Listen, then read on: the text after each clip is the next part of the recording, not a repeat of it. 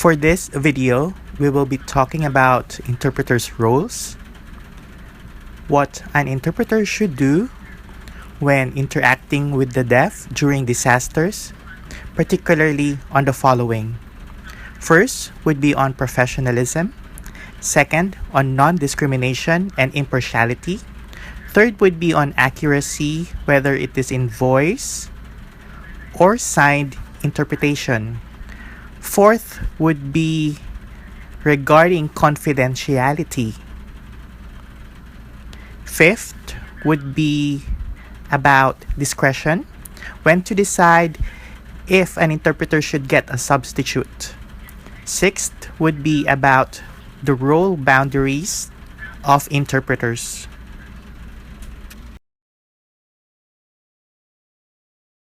On professionalism. As an interpreter, there are several considerations. First would be on dress code and color. You should not wear any prints, only neutral ones. Second, with regards to compensation.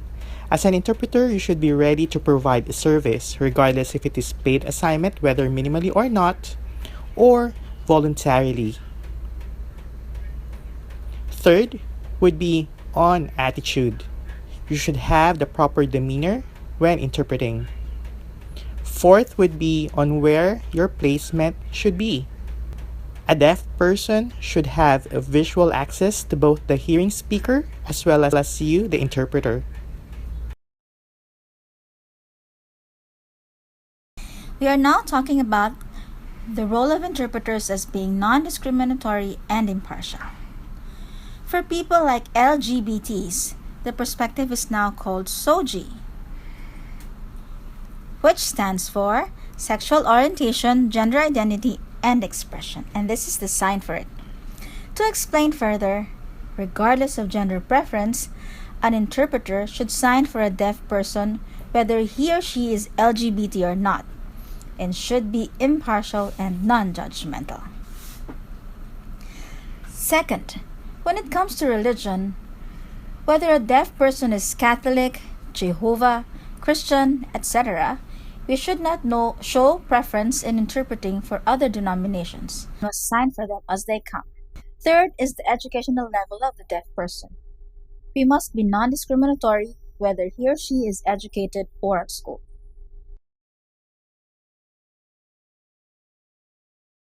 Fourth is the socioeconomic status of these people.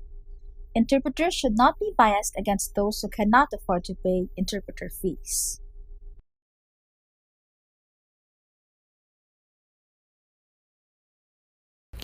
You have a deaf person, an interpreter, and a hearing person.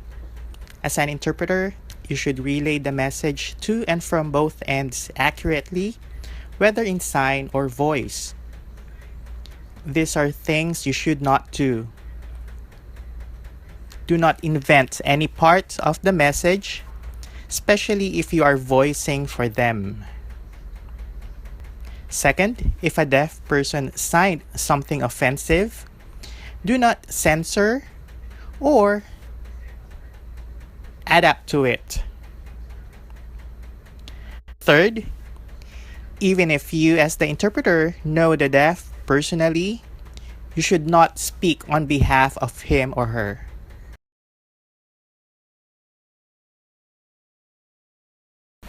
Now let's talk about confidentiality. Let's say a deaf person needs to talk to a doctor or a Red Cross volunteer. And this deaf person would be relaying personal information. It can happen that he or she would not be comfortable to share his experiences in a very public place. The interpreter can suggest on behalf of the deaf person to transfer to a place that is more private and where it is conducive to talk and share very sensitive experiences. Second, sometimes a deaf person needs to share concerns or family problems to the doctor. An interpreter's role is just to be the bridge and consider everything he or she hears as confidential. Third, it can also happen that an interpreter knows much about a deaf person's life, and then a TV or news reporter is nearby. Sometimes it's tempting for interpreters to take the limelight by sharing that deaf person's juicy story without the latter's knowing. Doing this without asking permission from the deaf person if he wants himself featured in the news is bad.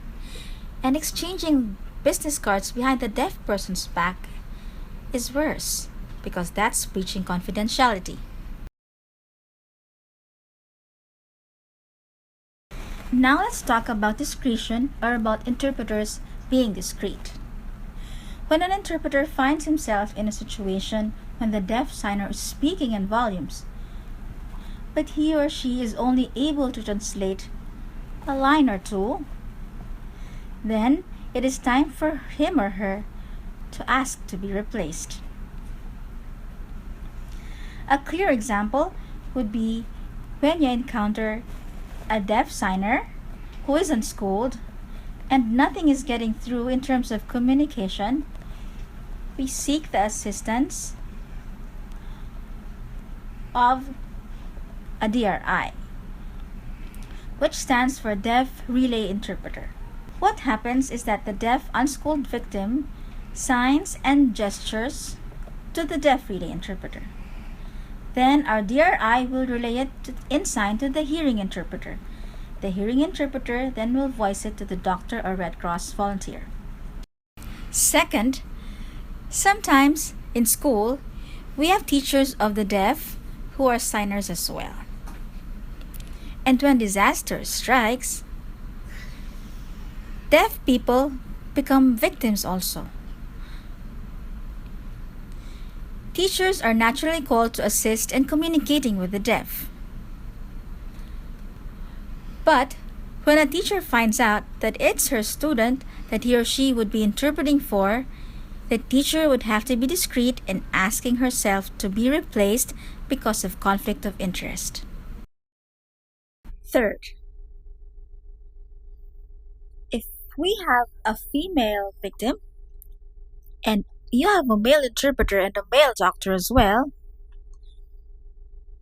speaking of gender choice, a female deaf would not be very comfortable signing with these two males in the scene.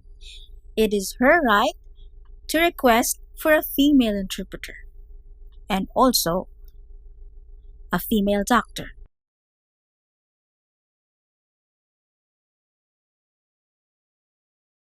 On role boundaries of interpreters, there are three important things to consider. First, with regards to decision making. For example, in doctor's consultation, the deaf should decide on his or her own. If the deaf could not decide for him or herself, the deaf person's family should be the one to decide.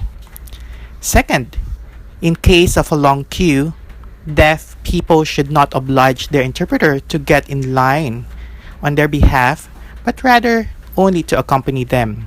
Third, if you happen to be both an interpreter and a teacher and volunteer to interpret in an emergency situation, you need to be clear which role you are doing.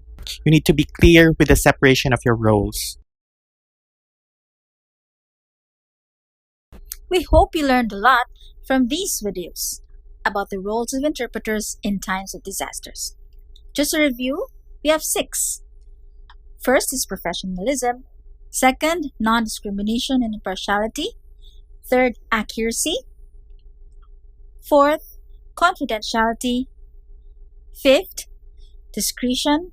And sixth, role boundaries of interpreters. If you have more questions, please feel free to contact PNASLI and the Philippine Federation of the Deaf. Thank you!